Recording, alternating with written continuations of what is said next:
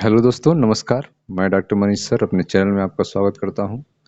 दोस्तों, पिछले वीडियो में हमने आपको अध्याय 5 भौतिक विज्ञान कक्षा 12 का भूचुंबकत्व और द्रव्य चैप्टर चल रहा है। इसकी भूमिका के बारे में, इंट्रोडक्शन के बारे में हम आपको बता दिए थे। अब आइए इसकी दूसरी हेडिंग देखते हैं, क्षण चुंबक के बारे में। क्षण चुंबक होता क्या है, इसको आप ध्यान से समझेंगे। देखें ध्यान से, क्षण चुंबक। क्षण चुंबक के बारे में हम लोग पढ़ेंगे।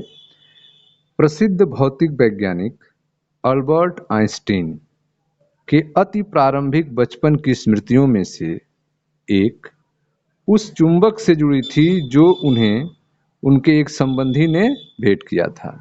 तो आप देख रहे हैं कि भौतिक के प्रसिद्ध वैज्ञानिक हैं अल्बर्ट आइंस्टीन।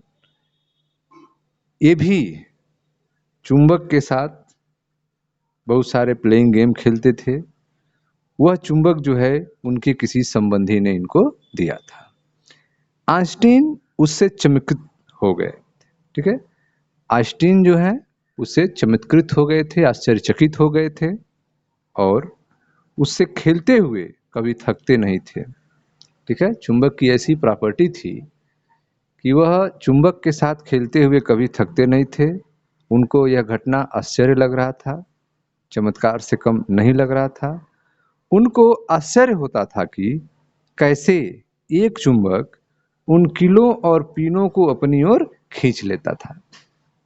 आइंस्टीन को यह आश्चर्य हो रहा है कि कैसे एक चुंबक जो है किलों को, पीनों को अपनी ओर खींच ले रहा है, जो उससे दूर रखे थे और किसी स्प्रिंग या धागे द्वारा जुड़े भी नहीं थे। तो आप देख रहे हैं, आइंस्टीन को आश्चर्य हो रहा था कि कैसे किल और पिन बिना स्प्रिंग या धागे के जुड़े हुए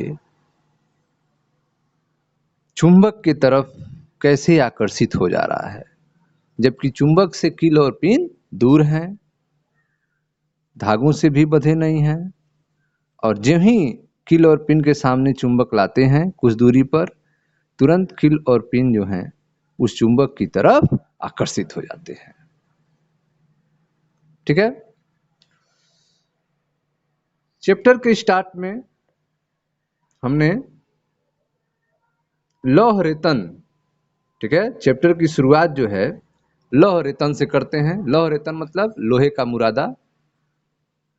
हम अपने अध्ययन की शुरुआत लौह रेतन से करते हैं, जो एक छोटे क्षण चुंबक के ऊपर रखी गई कांच की सीट पर छिड़का गया है। ठीक है, एक छोटा क्षण चुंबक है, उसके ऊपर एक शीशे का सीट है पतला, और उसके ऊपर लोहे का मुरादा छिटक दिया गया है, छिट दिया गया है लोहे का मुरादा, लोहे का रेतन। ठीक है, तो आप देख रहे हैं कि नीचे क्षण चुंबक, उसके ऊपर एक पतला शीशे का सीट है और उसके ऊपर आपने लोहे के रेतन को, लोहे के पाउडर को छींट दिया है। और जैसे ही आप छीटेंगे लौह रेतन की एक व्यवस्था उत्पन्न हो जाएगी। फिगर देखें, इस तरह से शीशे के ऊपर जिसके नीचे क्षण चुंबक है, लोहे का जो पाउडर है, लोहे का जो मुरादा है, लौह रेतन जो है वह इस तरह से एक डिजाइन के रूप में सुसज्जित हो जाएगा।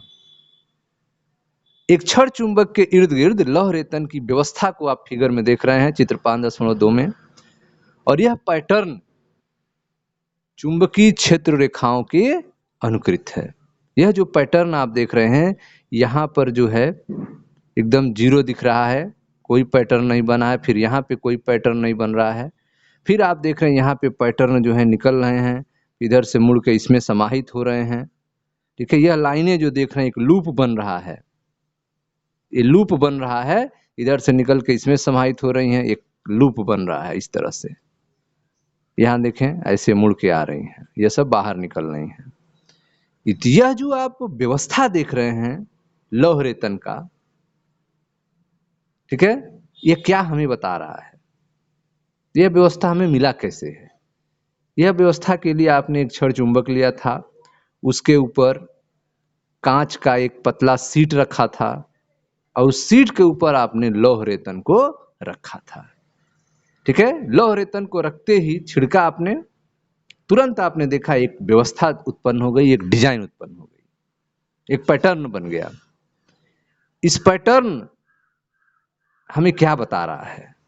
लौह रेतन का यह पैटर्न हमें यह बता रहा है कि चुंबक के दो ध्रुव होते हैं। ठीक है, चुंबक के दो ध्रुव होते हैं, जैसा आप देख रहे हैं फिगर में, यहां पे और यहां पे।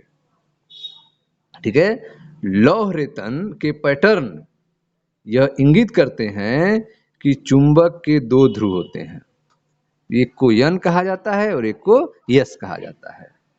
जैसे विद्युत ध्रुव में आपने दो ध्रुव देखा था, धनात्मक और ऋणात्मक, धनात्मक और ऋणात्मक, उसी तरह से चुंबक के भी दो ध्रुव होते हैं।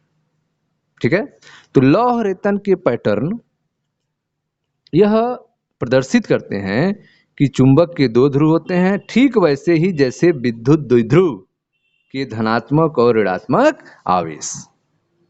विद्युत द्विध्रुव जब बनता है तो एक प्लस क्यू एक माइनस क्यू होता है, जो एक दूसरे से 2l दूरी पर रहते थे।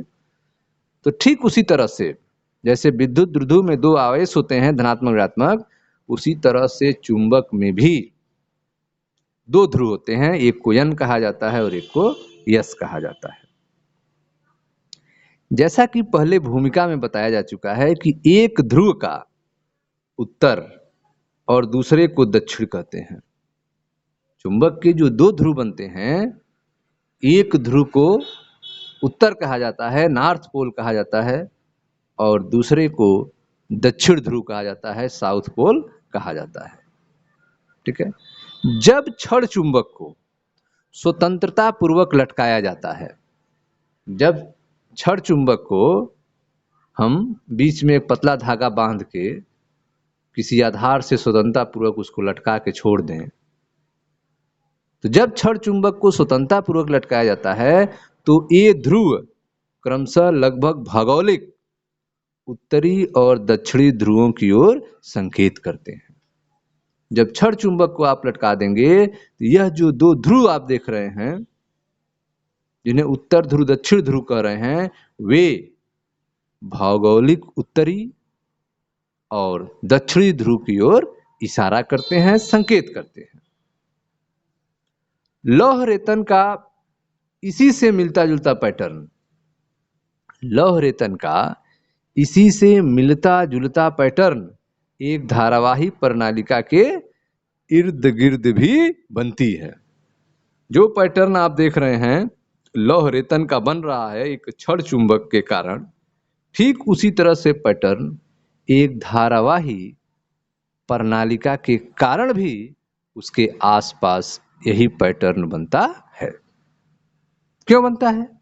क्योंकि जब प्रणालिका में धारा प्रवाहित करेंगे तो वह भी एक चुंबक की तरह व्यवहार करने लगेगी, वह भी एक चुंबक की तरह व्यवहार करेगी, जिसके कारण लौह रेतन का ठीक वही पैटर्न बनेगा जो छड़ चुंबक के कारण पैटर्न बना था। ठीक है, तो लौह रेतन का इसी से मिलता जुलता पैटर्न एक धारावाही प्रणालिका के इर्द गिर्द भी बनता है। Okay students, thank you.